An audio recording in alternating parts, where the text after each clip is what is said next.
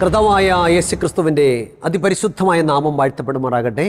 Good Samaritan ministries അവതരിപ്പിക്കുന്ന വിസ്മയ സന്ദേശത്തിൻ്റെ എല്ലാ മാന്യ പ്രേക്ഷകർക്കും വേഗം വരുന്നവനായ കർത്താവായ യേശുക്രിസ്തുവിൻ്റെ നാമത്തിലുള്ള സ്നേഹവന്ദനം. കർത്താവിൽ പ്രിയമുള്ളവരെ, വീണ്ടും നമുക്ക് ഈ നല്ല പ്രഭാതത്തിൽ ദൈവത്തിൻ്റെ വചനവുമായിട്ട് ഒരുമിച്ച് കണ്ടുമുട്ടുവാൻ വലിയവനായ കർത്താവ് തന്ന ഈ അവസരത്തിനായിട്ട് ഞാൻ കർത്താവിനെ വാഴ്ത്തി സ്തുതിക്കുകയാണ്. എത്ര അത്ഭുതകരമായി ദൈവം ഓരോ ദിവസവും നമ്മെ പരിപാലിക്കുന്നു. അനേക അനിഷ്ട സംഭവങ്ങളിലൂടെ ലോകം കടന്നുപോയിക്കൊണ്ടിരിക്കുമ്പോൾ നമ്മെ കർത്താവ് സൂക്ഷിക്കുന്ന വിധങ്ങളെ ഓർത്ത് ഞാൻ ദൈവത്തെ സ്തുതിക്കുകയാണ്.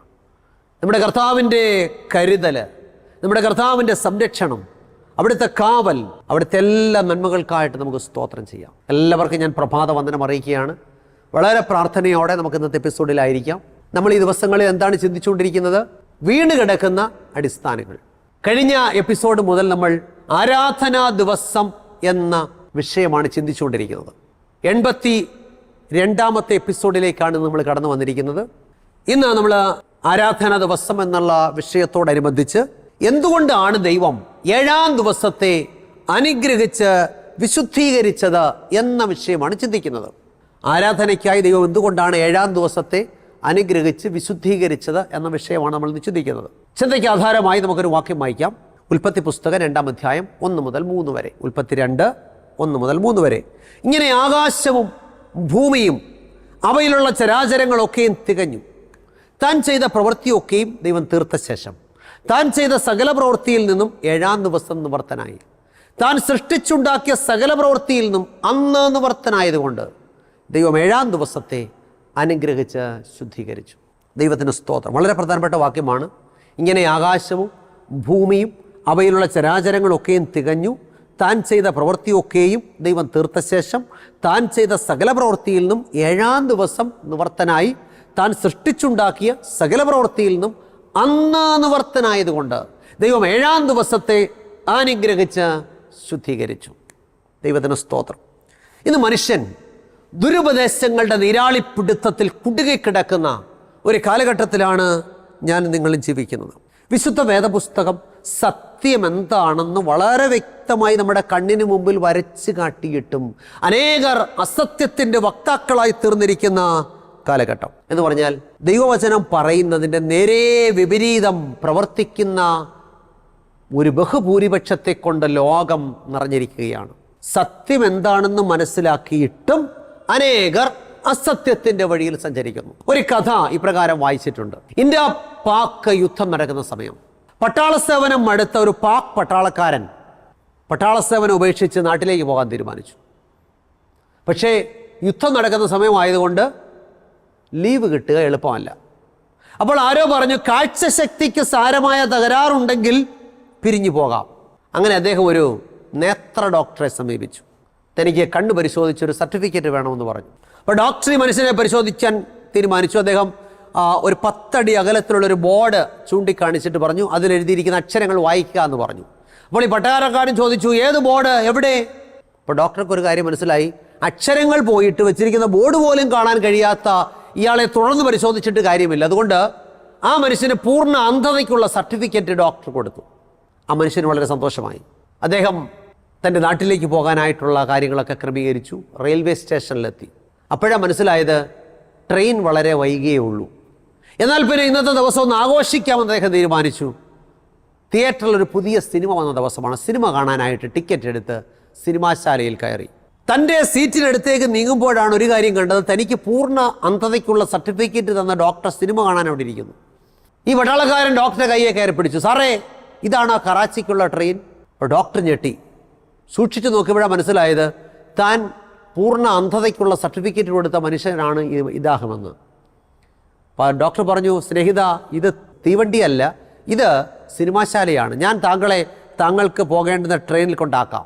അങ്ങനെ ആ ഡോക്ടർ ആ മനുഷ്യനെ കൈക്ക് പിടിച്ച് റെയിൽവേ സ്റ്റേഷനിൽ കൊണ്ടാക്കി. ഞാനിത് പറഞ്ഞത് എന്തിനാണെന്ന് ചോദിച്ചു കഴിഞ്ഞാൽ, ഇന്ന് ലോകത്തിൽ പലരും ഈ പട്ടാളക്കാരനെ പോലെ കണ്ണുപൊട്ടരായി അഭിനയിക്കുകയാണ്. ദൈവം മനുഷ്യവർഗത്തിന് ആരാധനയ്ക്കായി തന്നിരിക്കുന്ന വിശുദ്ധ ദിവസം ഏതാണെന്നും ആ വിശുദ്ധ ദിവസത്തിലാണ് നാം ദൈവത്തെ ആരാധിക്കേണ്ടതെന്നും വളരെ വ്യക്തമായിട്ട് മനസ്സിലാക്കിയിട്ടും അനേകർ ഇന്ന് ഈ പട്ടാളക്കാരനെ പോലെ കണ്ണുപൊട്ടരായിട്ട് അഭിനയിക്കുകയാണ്. തിരുവചനം പറയുന്നു ഉൽപ്പത്തി 2:1-3 വരെ, ഇങ്ങനെ ആകാശവും ഭൂമിയും അവയിലുള്ള ചരാചരങ്ങളൊക്കെയും തികഞ്ഞു. താൻ ചെയ്ത പ്രവൃത്തിയൊക്കെയും ദൈവം തീർത്ത ശേഷം താൻ ചെയ്ത സകല പ്രവൃത്തിയിൽ നിന്നും 7-ാം ദിവസം നിവർത്തനായി. താൻ സൃഷ്ടിച്ചുണ്ടാക്കിയ സകല പ്രവൃത്തിയിൽ നിന്നും അന്ന്, അതായത് 7-ാം ദിവസം നിവർത്തനായതുകൊണ്ട് ദൈവം 7-ാം ദിവസത്തെ അനുഗ്രഹിച്ച് ശുദ്ധീകരിച്ചു. അപ്പം തിരുവചനം വളരെ വ്യക്തമായിട്ട് പറയുകയാണ്, ദൈവം 7-ാം ദിവസത്തെ അനുഗ്രഹിച്ച് ശുദ്ധീകരിച്ചു. അപ്പോൾ എന്തുകൊണ്ടാണ് ദൈവം ഒരു ദിവസത്തെ അനുഗ്രഹിച്ച് ശുദ്ധീകരിച്ചത്? അതിൻ്റെ കാരണം, ദൈവത്തിന് മാത്രമേ ഏതെങ്കിലും ഒരു ദിവസത്തെ അനുഗ്രഹിക്കുവാനോ വിശുദ്ധീകരിക്കുവാനോ അധികാരമുള്ളൂ. കാരണം അവിടുന്നാണ് സകലത്തിൻ്റെയും സൃഷ്ടിതാവ്. അപ്പം മനുഷ്യൻ അശുദ്ധനാകയാൽ അവനൊരു ദിവസത്തെ വിശുദ്ധമെന്ന് പ്രഖ്യാപിക്കുവാൻ സാധ്യമല്ല. അപ്പോൾ ദൈവത്തിന് മാത്രമേ അതിന് സാധിക്കത്തുള്ളൂ. അപ്പോൾ നമ്മൾ തിരുവചനം പഠിച്ചാൽ ദൈവം ആഴ്ചവട്ടത്തിൻ്റെ 7-ാം ദിവസത്തെ മാത്രമാണ് അനുഗ്രഹിച്ച് ശുദ്ധീകരിച്ചത്. ഉൽപ്പത്തി 2:3 പറയുന്നു, ദൈവം 7-ാം ദിവസത്തെ അനുഗ്രഹിച്ച് ശുദ്ധീകരിച്ചു. ഇപ്പം തിരുവചനം നാം പരിശോധിക്കുമ്പോൾ മറ്റൊരു ദിവസത്തെയും ദൈവം അനുഗ്രഹിച്ചതായിട്ടോ ശുദ്ധീകരിച്ചതായിട്ടോ തിരുവചനം രേഖപ്പെടുത്തിയിട്ടില്ല. എന്താണ് ഈ ദൈവം 7-ാം ദിവസത്തെ ശുദ്ധീകരിച്ചു എന്ന് പറഞ്ഞാൽ അതിൻ്റെ അർത്ഥം? Set it apart for holy purposes, അതായത് വിശുദ്ധ ആവശ്യങ്ങൾക്കായിട്ട് മാറ്റിവെച്ചു. അപ്പോൾ 6 ദിവസം കൊണ്ട് തൻ്റെ സൃഷ്ടിയൊക്കെ പൂർത്തീകരിച്ച ദൈവം ആഴ്ചവട്ടത്തിന് ഒരു ദിവസത്തേക്കവിടെ ഉണ്ടാക്കുകയും ആ ദിവസത്തെ ശുദ്ധീകരിക്കുകയും ചെയ്തു. എന്ന് പറഞ്ഞാൽ ആ ദിവസത്തെ മറ്റ് ദിവസങ്ങളിൽ നിന്നും വേർതിരിച്ചു. ആ ദിവസത്തെ അനുഗ്രഹിച്ചു, അതിനെ വേർതിരിച്ചു. എന്തിനു വേണ്ടിയിട്ട്? ആരാധനയ്ക്കും വിശുദ്ധ ആവശ്യങ്ങൾക്കുമായിട്ട് വേർതിരിച്ചു. ദൈവത്തിന് സ്തോത്രം. നാം വിശുദ്ധ വേദപുസ്തകം പഠിച്ചാൽ ദൈവം വിശുദ്ധ ആവശ്യങ്ങൾക്കായിട്ട് വേർതിരിച്ച മറ്റു പലതിനെക്കുറിച്ചും തിരുവചനത്തിൽ പറയുന്നുണ്ട്. അതൊക്കെ നമ്മൾ വിശുദ്ധമായിട്ട് സൂക്ഷിക്കണം. പുറപ്പാട് പുസ്തകം 13:1-2 വാക്യങ്ങൾ. പുറപ്പാട് 13:1-2 വാക്യങ്ങൾ. അവിടെ എന്താ വായിക്കുന്നത്? യഹോവ പിന്നെയും മോശയോട്, ഇസ്രായേൽ മക്കളുടെ ഇടയിൽ മനുഷ്യരിലും മൃഗങ്ങളിലും കടിഞ്ഞൂലായി പിറക്കുന്നതിനെയൊക്കെയും എനിക്കായി ശുദ്ധീകരിക്കാം. അപ്പോൾ ദൈവം മോശയോട് എന്താ പറഞ്ഞത്? ഇസ്രായേൽ മക്കളുടെ ഇടയിൽ മനുഷ്യരിലും മൃഗങ്ങളിലും കടിഞ്ഞൂലായി പിറക്കുന്നതിനെയൊക്കെയും എനിക്കായി ശുദ്ധീകരിക്കാം. എന്താണ് എനിക്കായി ശുദ്ധീകരിക്കുക എന്ന് പറഞ്ഞാൽ? എനിക്കായി വേർതിരിക്കുക, എനിക്കായി മാറ്റിവെക്കാം. ഓക്കെ. വീണ്ടും പുറപ്പാട് പുസ്തകം 28-ാം അധ്യായത്തിൽ ഇപ്രകാരം രേഖപ്പെടുത്തിയിരിക്കുന്നു. പുറപ്പാട് 28 അതിൻ്റെ 40-41 വാക്യങ്ങൾ. അഹരോന്റെ പുത്രന്മാർക്ക് മഹത്വത്തിനും അലങ്കാരത്തിനുമായിട്ട് അങ്കി, നടുക്കെട്ട്, തലപ്പാവ് എന്നിവ ഉണ്ടാക്കണം. അവ നിന്റെ സഹോദരനായ അഹരോനെയും അവൻ്റെ പുത്രന്മാരെയും ധരിപ്പിക്കണം. അവർ എനിക്ക് പുരോഹിത ശുശ്രൂഷ ചെയ്യേണ്ടതിന് അവരെ കരപൂരണവും അഭിഷേകവും ചെയ്ത് ശുദ്ധീകരിക്കണം. ഇവിടെ ദൈവം മോശയോട് പറയുകയാണ്, അഹരോന്റെ പുത്രന്മാർക്ക് മഹത്വത്തിനും അലങ്കാരത്തിനുമായിട്ട് അങ്കി, നടുക്കെട്ട്, തലപ്പാവ് എന്നിവ ഉണ്ടാക്കണം. അവ നിന്റെ സഹോദരനായ അഹരോനെയും അവൻ്റെ പുത്രന്മാരെയും ധരിപ്പിക്കണം. അവർ എനിക്ക് പുരോഹിത ശുശ്രൂഷ ചെയ്യേണ്ടതിന് അവരെ കരപൂരണവും അഭിഷേകവും ചെയ്ത് ശുദ്ധീകരിക്കണം. എന്ന് പറഞ്ഞാൽ എന്ത് മനസ്സിലായി? അഹരോനെയും അവൻ്റെ പുത്രന്മാരെയും ദൈവത്തിന് പുരോഹിത ശുശ്രൂഷ ചെയ്യേണ്ടതിനായിട്ട് വേർതിരിക്കണം എന്നാണ്. അതായത് ഈ വേർതിരിക്കുക എന്ന് പറഞ്ഞാൽ ശുദ്ധീകരിക്കുക എന്ന് പറഞ്ഞാൽ സാധാരണ ഉപയോഗത്തിൽ നിന്നും മാറ്റി വിശുദ്ധ ആവശ്യങ്ങൾക്കായിട്ട് വേർതിരിക്കുക. അപ്പോൾ സാധാരണ ഉപയോഗങ്ങൾക്ക് ഉപയോഗിക്കാതെ വിശുദ്ധ ആവശ്യങ്ങൾക്കായിട്ട് ഉപയോഗിക്കുക എന്നാണ് ഇതിൻ്റെ അർത്ഥം. വീണ്ടും ലേവ്യ പുസ്തകത്തിൽ ഇപ്രകാരം വായിക്കുന്നു. മറ്റൊരു ഉദാഹരണം, ലേവ്യ പുസ്തകം 27:30. ലേവ്യ 27:30. നിലത്തിലെ വിത്തിലും വൃക്ഷത്തിൻ്റെ ഫലത്തിലും ദേശത്തിലെ ദശാംശമൊക്കെയും യഹോവയ്ക്കുള്ളതാകുന്നു, അത് യഹോവയ്ക്ക് വിശുദ്ധം. അപ്പം ഞാൻ എന്താ പറയുന്നത്? നിലത്തിലെ വിത്തിലും വൃക്ഷത്തിൻ്റെ ഫലത്തിലും ദേശത്തിലെ ദശാംശമൊക്കെയും യഹോവയ്ക്കുള്ളതാകുന്നു, അത് യഹോവയ്ക്ക് വിശുദ്ധം. അപ്പം നോക്കിക്കേ, അപ്പം നമ്മുടെ എല്ലാ വരുമാനത്തിൻ്റെയും 10-1 ദൈവത്തിന് വിശുദ്ധമാണെന്ന് ദൈവത്തിൻ്റെ വചനം പറയുന്നു. അപ്പം വിശുദ്ധമായിട്ടുള്ളതിനെ നമുക്ക് സാധാരണ കാര്യങ്ങൾക്ക് ഉപയോഗിക്കാൻ പറ്റത്തില്ല.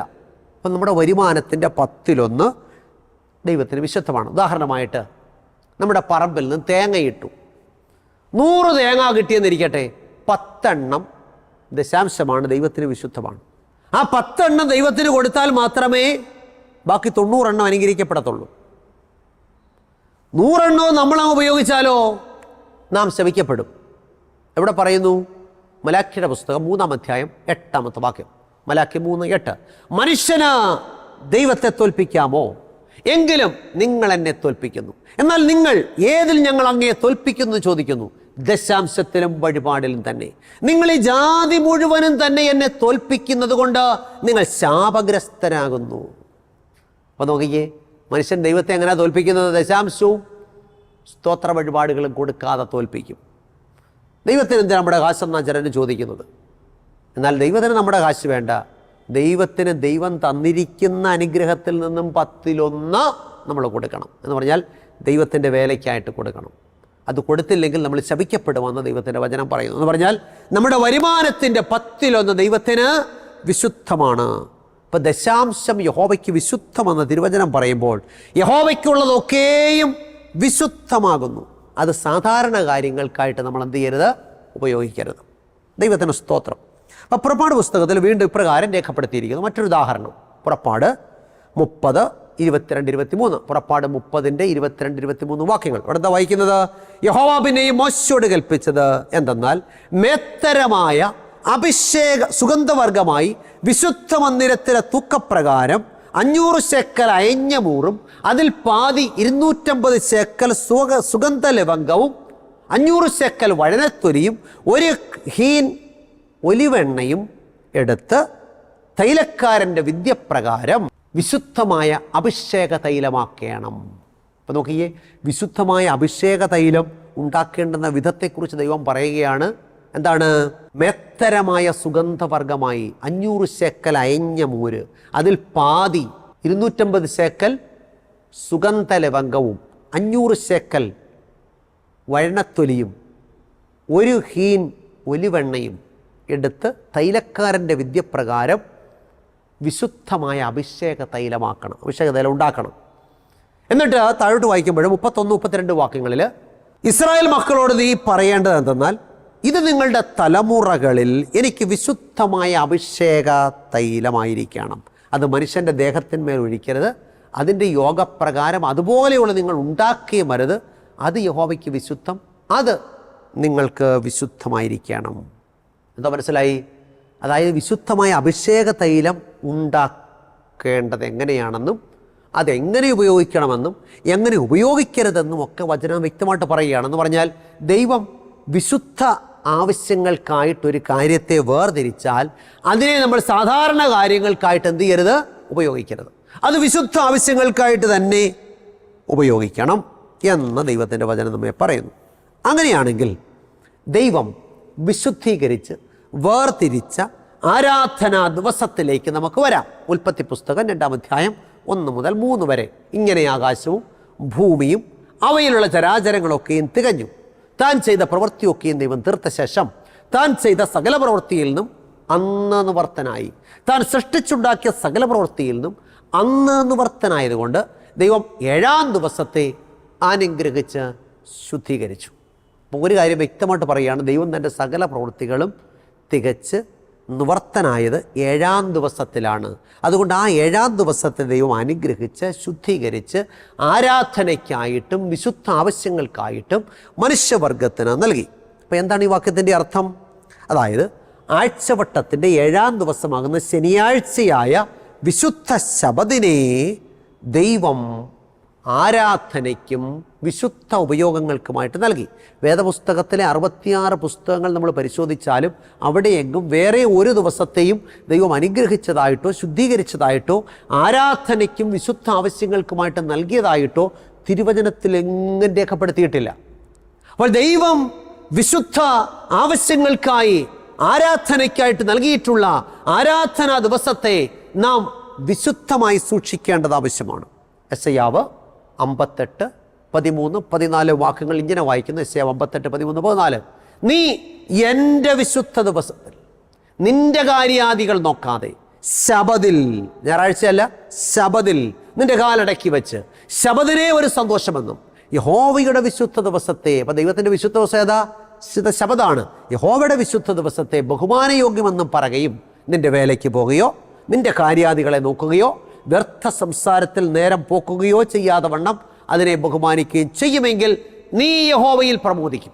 ഞാൻ നിന്നെ ദേശത്തിലെ ഉന്നതങ്ങളിൽ വാഹനമേറ്റി ഓടുമാറാക്കുകയും നിന്റെ പിതാവായ യാക്കോബിൻ്റെ അവകാശം കൊണ്ട് നിന്നെ പോഷിപ്പിക്കുകയും ചെയ്യും. യഹോവയുടെ വായല്ലോ അരുളി ചെയ്തിരിക്കുന്നത്.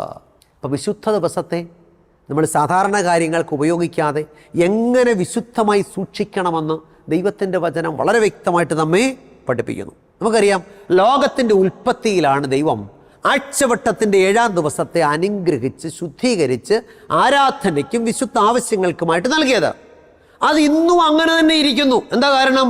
ദൈവം മാറ്റമില്ലാത്തവനായതുകൊണ്ട് ദൈവവചനത്തിനും മാറ്റമില്ല. ഞാൻ പറഞ്ഞ വചനം ശ്രദ്ധിച്ചോ? ദൈവം മാറ്റമില്ലാത്തവനായതുകൊണ്ട് ദൈവവചനത്തിനും മാറ്റമില്ല. ഇനി ദൈവം ഉണ്ടാക്കുന്ന പുതിയ ആകാശത്തിലും പുതിയ ഭൂമിയിലും നമ്മൾ ദൈവത്തെ ആരാധിക്കുന്നെന്ന അന്നും വിശുദ്ധ ശബദ ആരാധന. സംശയമുണ്ടോ? യെശയ്യാവ് 66, 22, 23 വാക്യങ്ങൾ. യെശയ്യാവ് 66, 22, 23 വാക്യങ്ങൾ. ഞാൻ ഉണ്ടാക്കുന്ന പുതിയ ആകാശവും പുതിയ ഭൂമിയും എൻ്റെ മുമ്പാകെ നിലനിൽക്കുന്നത് പോലെ നിങ്ങളുടെ പേരും നിങ്ങളുടെ സന്തതിയും നിലനിൽക്കുമെന്ന് യഹോവയുടെ അരുളപ്പാട്.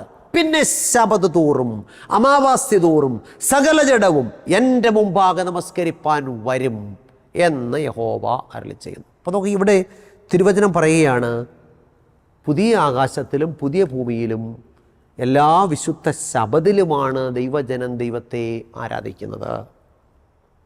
ദൈവത്തിന് സ്തോത്രം. എന്നാൽ ഇതിനിടയിൽ ദൈവവചനത്തിന് വിരുദ്ധമായിട്ട് ആഴ്ചവട്ടത്തിൻ്റെ 1-ാം ദിവസമായ ഞായറാഴ്ചയിലുള്ള ആരാധന കടന്നു വന്നു. നമ്മളൊരു കാര്യം മനസ്സിലാക്കണം, എല്ലാ കാലത്തും ദൈവത്തോടും ദൈവവചനത്തോടും മറുത്തു മത്സരിക്കുന്ന ദൈവത്തിൻ്റെ പ്രതിയോഗിയായ പിശാചിൻ്റെ പ്രവർത്തനമാണ് ഇതെന്ന് നാം തിരിച്ചറിഞ്ഞാൽ നന്ന്. എന്ന് പറഞ്ഞാൽ ദൈവം എന്ത് കൽപ്പിക്കുന്നുവോ അതിന് നേരെ വിപരീതം ഉപദേശിക്കുന്ന ദുഷ്ടശക്തിയുടെ പ്രവർത്തനത്താലാണ് അങ്ങനെ സംഭവിച്ചത്. ഒരു കാര്യം ഞാൻ ഒരിക്കൽ കൂടി ഊന്നി പറയാം, ദൈവം വിശുദ്ധ ആവശ്യങ്ങൾക്കായി തന്നിരിക്കുന്ന ആരാധനാ ദിവസത്തെ നാം സാധാരണ കാര്യങ്ങൾക്ക് എന്ത് ചെയ്യരുത്? ഉപയോഗിക്കരുത്. ഒരിക്കലൊരു പാസ്റ്റർ തൻ്റെ സഭയിൽ വിശുദ്ധ ദിവസത്തിൽ ആരാധനയ്ക്കായിട്ട് ചെന്നപ്പോൾ തൻ്റെ സഭയിലെ ചില പ്രിയപ്പെട്ടവരെ കണ്ടില്ല. അടുത്ത വിശുദ്ധ ദിവസത്തിൽ ആരാധനയ്ക്ക് ചെന്നപ്പോൾ അദ്ദേഹം ചോദിച്ചു, നിങ്ങളെ കഴിഞ്ഞ ആഴ്ചയിൽ പലരെയും കണ്ടില്ലല്ലോ, എവിടെയായിരുന്നു? ഒരാൾ പറഞ്ഞു, പാസ്റ്റർ ഞങ്ങൾ ട്യൂഷന് പോയിരിക്കുകയായിരുന്നു. ചിലർ പറഞ്ഞു ഞങ്ങൾക്കൊരു കല്യാണം ഉണ്ടായിരുന്നു, കല്യാണത്തിന് പോയതാ. മറ്റു ചിലർ പറഞ്ഞു ഞങ്ങൾ ജോലിക്ക് പോകണമായിരുന്നു, ജോലിക്ക് പോയതാ. വേറെ ചിലർ പറഞ്ഞു ടൂർ ഉണ്ടായിരുന്നു പാസ്റ്റർ, എല്ലാവരും കൂടെ ടൂർ പോയതാ. പ്രിയമുള്ളവരെ, ഇപ്രകാരം ദൈവം തന്നിരിക്കുന്ന ആരാധനാ ദിവസത്തെ നാം സാധാരണ കാര്യങ്ങൾക്ക് ഉപയോഗിക്കുന്നവരാണെങ്കിൽ അങ്ങനെയുള്ളവർക്ക് എന്ത് സംഭവിക്കുമെന്ന് ദൈവത്തിൻ്റെ വചനം വ്യക്തമായിട്ട് പറയുന്നു. അപ്പം നമ്മൾ ദൈവം തന്നിരിക്കുന്ന ആരാധനാ ദിവസത്തിൽ വിവാഹത്തിനും വിരുന്നിനും ട്യൂഷനും ടൂറിനും ജോലിക്കും കച്ചവടത്തിനും കല്യാണത്തിനും ഒക്കെ പോകുമ്പോൾ ഓർക്കുക, നാം ദൈവം തന്നിരിക്കുന്ന വിശുദ്ധ ദിവസത്തെ സാധാരണ കാര്യങ്ങൾക്ക് ഉപയോഗിക്കുന്നവരാണ്. അങ്ങനെ സാധാരണ കാര്യങ്ങൾക്ക് ഉപയോഗിച്ചാൽ എന്ത് സംഭവിക്കും? വായിക്കാം.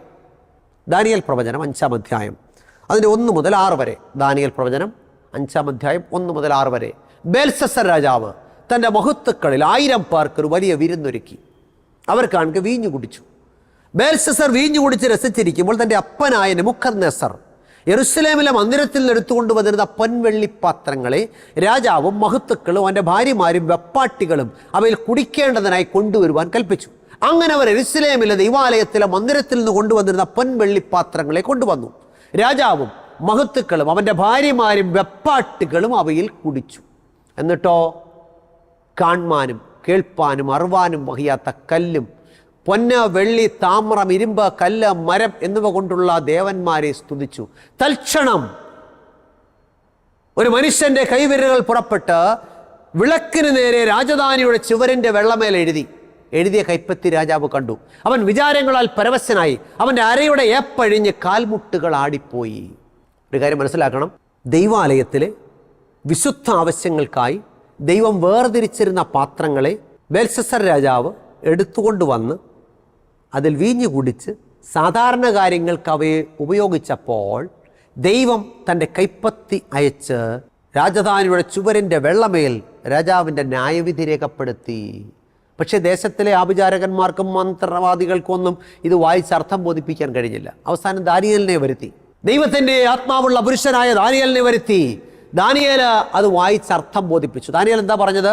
ദാനിയേൽ പ്രവചനം 5-ാം അധ്യായം 22 മുതൽ 28 വരെ. ദാനിയേൽ 5, 22 മുതൽ 28 വരെ ശ്രദ്ധിച്ച് കേൾക്കണം. അവൻ്റെ മകനായ ബേൽശസ്സറേ, ഇതൊക്കെ അറിഞ്ഞിട്ടും തിരുമേനിയുടെ ഹൃദയത്തെ താഴ്ത്താതെ സർവശക്തനായ കർത്താവിൻ്റെ നേരെ തന്നെത്താൻ ഉയർത്തി. അവർ അവിടുത്തെ മന്ദിരത്തിലെ പാത്രങ്ങളെ തിരുമുമ്പിൽ കൊണ്ടുവന്നു. അവയിൽ രാജാവും മഹത്തുക്കളും അവിടുത്തെ ഭാര്യമാരും വെപ്പാട്ടികളും വീഞ്ഞു കുടിച്ചു. എന്നിട്ട് കാൺമാനും കേൾപ്പാനും അറിവാനും വഹിയാത്ത പൊന്ന്, വെള്ളി, താമ്രം, ഇരുമ്പ്, കല്ല്, മരം എന്നിവ കൊണ്ടുള്ള ദേവന്മാരെ സ്തുതിച്ചു. അതുകൊണ്ട് ദൈവം ഈ കൈപ്പത്തി അയച്ച് രാജാവിൻ്റെ ന്യായവിധി രേഖപ്പെടുത്തിയിരിക്കുന്നു. എഴുതിയിരിക്കുന്ന എഴുത്തോ മെനെ മെനെ തെക്കേൽ ഊഫർസീൻ. മെനെ എന്ന് പറഞ്ഞാൽ ദൈവം നിന്റെ രാജ്യത്വം എണ്ണി അതിനന്തം വരുത്തിയിരിക്കുന്നു. തെക്കേൽ എന്ന് പറഞ്ഞാൽ നിന്നെ തുലാസിൽ തൂക്കി കുറവുള്ളവനായി കണ്ടിരിക്കുന്നു. പരേസ് എന്ന് പറഞ്ഞാൽ നിന്റെ രാജ്യം വിഭാഗിച്ച് മെദ്യർക്കും പാഴ്സികൾക്കും കൊടുത്തിരിക്കുന്നു. വാക്യം 30 ഇങ്ങനെ വായിക്കുന്നു, ആ രാത്രിയിൽ തന്നെ കൽദയ രാജാവായ ബെൽശസ്സർ കൊല്ലപ്പെട്ടു. പ്രിയമുള്ളവരെ, വളരെ സീരിയസ് ആയിട്ടുള്ളൊരു കാര്യം പറയട്ടെ. ദൈവത്തിൻ്റെ ആലയത്തിലെ വിശുദ്ധ ആവശ്യങ്ങൾക്കായി വേർതിരിച്ചിരുന്ന പാത്രങ്ങളെ ബെൽശസ്സർ രാജാവ് സാധാരണ കാര്യങ്ങൾക്കായിട്ട് ഉപയോഗിച്ചപ്പോൾ ദൈവം തൻ്റെ കൈപ്പത്തി അയച്ച് രാജാവിൻ്റെ ന്യായവിധി രേഖപ്പെടുത്തുകയും ആ രാത്രിയിൽ തന്നെ അവൻ കൊല്ലപ്പെടുകയും ചെയ്തു. അങ്ങനെയാണെങ്കിൽ ദൈവം വിശുദ്ധ ആരാധനയ്ക്കും വിശുദ്ധ ഉപയോഗത്തിനുമായി നൽകിയിരിക്കുന്ന ആഴ്ചവട്ടത്തിൻ്റെ 7-ാം ദിവസമാകുന്ന ശനിയാഴ്ചയായ വിശുദ്ധ ദിവസത്തെ, ആരാധന ദിവസത്തെ നാം സാധാരണ കാര്യങ്ങൾക്ക് ഉപയോഗിച്ചാൽ എന്ത് സംഭവിക്കുമെന്ന് ചിന്തിക്കുക. ഞാൻ പറഞ്ഞ വാചകം ശ്രദ്ധിച്ചോ? ദൈവം ആഴ്ചവട്ടത്തിൻ്റെ 7-ാം ദിവസമാകുന്ന ശനിയാഴ്ചയെ ആരാധനാ ദിവസമായിട്ട് നമുക്ക് ശുദ്ധീകരിച്ച് തന്നിരിക്കുകയാണ്. നമ്മളതനുസരിക്കാതെ നമുക്ക് തോന്നുന്നത് പോലെ നമ്മൾ സാധാരണ കാര്യങ്ങൾക്കായിട്ട് വിവാഹത്തിനും വിരുന്നിനും ട്യൂഷനും ടൂറിനും ജോലിക്കും കച്ചവടത്തിനും തൊഴിലുറപ്പിനും ഒക്കെ നമ്മൾ പോകുമ്പോൾ ഓർക്കുക, നമ്മളതിനെ സാധാരണ കാര്യങ്ങൾക്ക് ഉപയോഗിക്കുകയാണ്. ദൈവം പറയുന്നതിന് വേണം മുൻതൂക്കം കൊടുക്കാൻ. പക്ഷേ എൻ്റെ ഏറ്റവും അടുത്ത പ്രിയപ്പെട്ടവരുടെ കല്യാണമാ, വ്യവസ്ഥയില്ല പോകാൻ വിശുദ്ധ ദിവസത്തിൽ. നാം സാധാരണ കാര്യങ്ങൾക്ക് അങ്ങനെയാണെങ്കിൽ അതിനെ ഉപയോഗിക്കുന്നവരായിട്ട് മാറും. അങ്ങനെ ഉപയോഗിച്ചാൽ ബെൽശസ്സർ രാജാവിനുണ്ടായ അനുഭവം നമുക്കുണ്ടാകും. പ്രിയമുള്ളവരെ, വിശുദ്ധ ദിവസത്തെ സാധാരണ കാര്യങ്ങൾക്ക് ഉപയോഗിച്ചാൽ എന്ത് സംഭവിക്കുമെന്ന് ബെൽശസ്സറിൻ്റെ അനുഭവത്തിലൂടെ ചിന്തിക്കുക. കേൾപ്പാൻ ചെവിയുള്ളവൻ കേൾക്കട്ടെ. എന്തുകൊണ്ടാണ് ദൈവം 7-ാം ദിവസത്തെ അനുഗ്രഹിച്ച് ശുദ്ധീകരിച്ച് ആരാധനയ്ക്കായിട്ട് നൽകിയത്? ദൈവം നമ്മുടെ സൃഷ്ടിതാവാണെന്ന് തിരിച്ചറിഞ്ഞ് ദൈവം തന്നിരിക്കുന്ന വിശുദ്ധ ദിവസത്തിൽ ദൈവത്തെ ആരാധിക്കാനായിട്ടാണ്. ഞങ്ങൾക്കെല്ലാം സൗകര്യം വേറെ ദിവസമാണ് പാസ്റ്ററെ, നാട്ടുകാരെല്ലാം അങ്ങനെ പോകുന്നത്. സത്യത്തിൻ്റെ വഴി എപ്പോഴും വ്യത്യസ്തമാണ് പ്രിയമുള്ളവരെ. ഭൂരിപക്ഷമല്ല സത്യം തീരുമാനിക്കുന്നത്. സത്യത്തിൻ്റെ വഴി വ്യത്യസ്തമാണ്. അതുകൊണ്ട് സത്യത്തിൻ്റെ പാതയിൽ സഞ്ചരിക്കുവാൻ, ദൈവത്തിൻ്റെ പ്രമാണങ്ങൾക്കനുസരിച്ച് ദൈവത്തെ ആരാധിക്കുവാൻ നമുക്ക് തീരുമാനമെടുക്കാം. എത്ര പേർ തീരുമാനമെടുക്കും? ഞാൻ പ്രാർത്ഥിക്കാനായിട്ട് പോവുകയാണ്. നല്ല തീരുമാനങ്ങൾ എടുക്കാം. കണ്ണുകൾ അടയ്ക്കാം, പ്രാർത്ഥിക്കാം. അടിയങ്ങളെ സ്നേഹിക്കുന്ന ഞങ്ങളുടെ നല്ല ദൈവമേ, സ്വർഗസ്ഥ പിതാവേ, ഈ നല്ല ദിവസത്തിൻ്റെ പ്രഭാതത്തിനായിട്ട് സ്തോത്രം. നിങ്ങളെ കേൾപ്പിച്ച മാറ്റമില്ലാത്ത തിരുവചനത്തിനായിട്ട് സ്തോത്രം. അവിടുന്ന് കർത്താവേ, ലോകത്തിൻ്റെ ഉൽപ്പത്തിയിൽ ആഴ്ചവട്ടത്തിൻ്റെ 7-ാം ദിവസമാകുന്ന ശനിയാഴ്ചയായ വിശുദ്ധ ശബദിനെ ആരാധനയ്ക്കും വിശുദ്ധ ആവശ്യങ്ങൾക്കുമായിട്ട് വേർതിരിച്ച് തന്നു എന്ന് നിങ്ങളെ കേൾപ്പിച്ചല്ലോ. അതിനെ അടിയങ്ങൾ സാധാരണ കാര്യങ്ങൾക്ക് ഉപയോഗിക്കരുതെന്നും അങ്ങനെ ഉപയോഗിച്ചാൽ ബെൽശസ്സർ രാജാവിനുണ്ടായ അനുഭവം ഉണ്ടാകുമെന്നും നിങ്ങളെ കേൾപ്പിച്ച കൃപയ്ക്കായിട്ട് സ്തോത്രം. വചനം കേട്ട എല്ലാ പ്രിയപ്പെട്ടവരെയും അനുഗ്രഹിക്കണമേ കർത്താവേ. വചനത്തിൻ്റെ ഗൗരവം മനസ്സിലാക്കി സത്യത്തിൻ്റെ പാതയിൽ സഞ്ചരിക്കുവാൻ പ്രിയമക്കളെ ഒരുക്കണമേ. കേട്ട വചനം ശിക്ഷാവിധിക്ക് കാരണമാകല്ലേ. അനേകർ നിത്യജീവൻ അവകാശികളായി തീരുവാൻ ഇത് മുഖാന്തരം കർത്താവ് കൃപ നൽകണമേ. രോഗത്തിലും ഭാരത്തിലും പ്രയാസത്തിലും കഷ്ടതയിലും കണ്ണുനീരിലും കടബാധ്യതകളിലും മാനസിക സംഘർഷങ്ങളിലും മറ്റുള്ളവർ പറയാൻ കഴിയാത്ത വേദനകളിലും ഒക്കെ ആയിരിക്കുന്ന എല്ലാ പ്രിയപ്പെട്ടവരോടും കരുണ കാണിക്കണമേ. അവരുടെ വിഷയങ്ങളുടെ മേൽ കർത്താവിൻ്റെ കരം പ്രവർത്തിക്കണമേ. നല്ല തീരുമാനത്തോടെ പ്രാർത്ഥിക്കുവാൻ, തങ്ങളുടെ ജീവിതത്തിൻ്റെ പ്രതികൂലങ്ങളിൽ വിജയം നേടുവാൻ പ്രിയമക്കളെ സഹായിക്കണമേ. യേശു ക്രിസ്തുവിൻ്റെ ധന്യമുള്ള നാമത്തിൽ ഏറ്റവും താഴ്മയായിട്ട് യാചിക്കുന്നു. പ്രാർത്ഥന കേൾക്കണം നല്ല പിതാവേ, ആമേൻ. കർത്താവിൽ പ്രിയമുള്ളവരെ, ദൈവമായ കർത്താവ് നമ്മെ സഹായിക്കട്ടെ. എല്ലാ ഞായറാഴ്ചയും രാവിലെ 6:30 ജയ്ഹിന്ദ് ചാനലിലെ സംപ്രേഷണങ്ങൾ കാണുക, കേൾക്കുക, മറ്റുള്ളവർ പറയുക. യൂട്യൂബിലും കാണാം, ജോയ്മോൻ മത്തായി എന്ന് ടൈപ്പ് ചെയ്താൽ. എല്ലാവർക്കും നല്ലൊരു ദിവസം ആശംസിക്കുന്നു. ദൈവമായ കർത്താവ് നമ്മെ സഹായിക്കുമാറാകട്ടെ. ആമേൻ. ദൈവത്തിന് മഹത്വമുണ്ടാകട്ടെ. പാസ്റ്റർ ജോയ്മോൻ മത്തായി എഴുതിയ വിശുദ്ധ ദിവസം എന്ന പുസ്തകം നിങ്ങളെ പരിചയപ്പെടുത്തുന്നു. എന്തുകൊണ്ടാണ് ദൈവം മനുഷ്യന് ഒരു വിശുദ്ധ ദിവസത്തെ നൽകിയത്? വിശുദ്ധ ദിവസത്തെ നാം എങ്ങനെ മനസ്സിലാക്കണം? ശരിക്കും ദൈവം തന്ന വിശുദ്ധ ദിവസത്തിലാണോ നാം ദൈവത്തെ ആരാധിക്കുന്നത്? വ്യവസ്ഥ തെറ്റിച്ചുള്ള ആരാധനയിൽ ദൈവം പ്രസാദിക്കാമോ? വിശുദ്ധ ദിവസത്തിന്റെ കാര്യത്തിൽ ചരിത്രത്തിൽ സംഭവിക്കുന്ന ഏറ്റവും വലിയ ചതിവെന്താണ്? വിശുദ്ധ ദിവസവും ന്യായവിധിയും തമ്മിലുള്ള ബന്ധമെന്താണ്? തുടങ്ങി വിശുദ്ധ ദിവസത്തെ സംബന്ധിച്ച് നിങ്ങൾ അറിഞ്ഞിരിക്കേണ്ട ധാരാളം അറിവുകൾ കോർത്തിണക്കിയ പുസ്തകം. 272 പേജുകളുള്ള ഈ പുസ്തകത്തിന് പോസ്റ്റേജ് ഉൾപ്പെടെ നിങ്ങൾ നൽകേണ്ട വില 75 രൂപയാണ്. പുസ്തകം VPP ആയി നിങ്ങളുടെ വീട്ടിൽ ലഭിക്കാൻ താല്പര്യമുള്ളവർ പിൻകോഡ് സഹിതം അഡ്രസ് SMS ചെയ്യുകയോ വിളിച്ചു പറയുകയോ ചെയ്യുക. നമ്പർ 9740979977. ശ്രീ പേരകത്ത് ചെറിയാൻസ്കറിയ എഴുതിയ ഒരു ഉത്തമ ഗ്രന്ഥം ഞങ്ങൾ അവതരിപ്പിക്കുന്നു. ഇത് തിരുവചന സത്യം.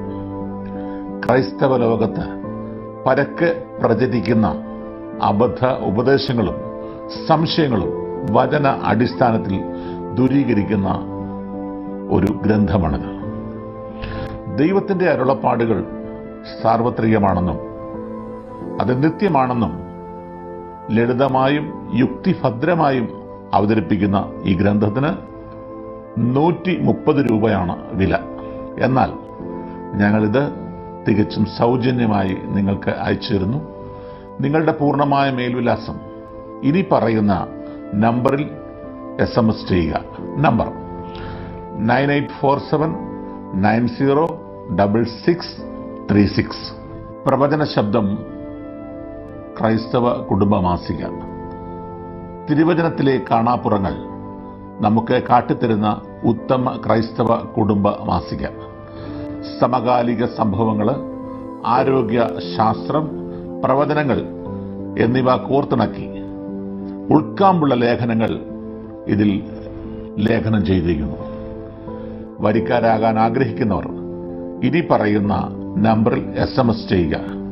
നമ്പർ 9495955082. വാർഷിക വരിസംഖ്യ വെറും 150 രൂപ മാത്രം.